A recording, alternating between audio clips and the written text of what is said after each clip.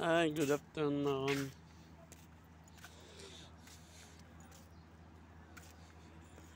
Dito ako sa industrial area ng Omal Queen. Hindi pa kami nakakauwi kasi wala pa yung service namin. Nag-aantay kami.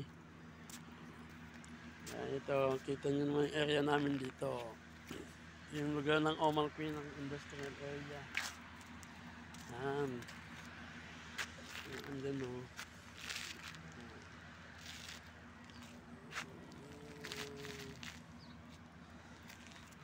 kaya ito muna, hirap pagka ganitong uwian na kami, nag-aantay kami ng aming service.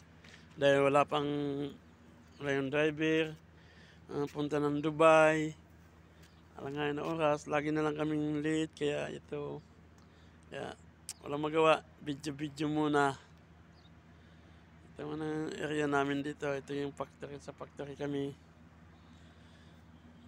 Ito yung nasaan kami sa likod nito, desert yan.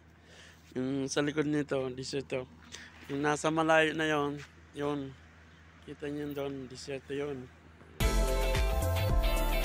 Desert. Diretso na yan, desert yan. Mahirap dito pagka, bili ka ng layo-layo ng bilihan ng tindahan dito.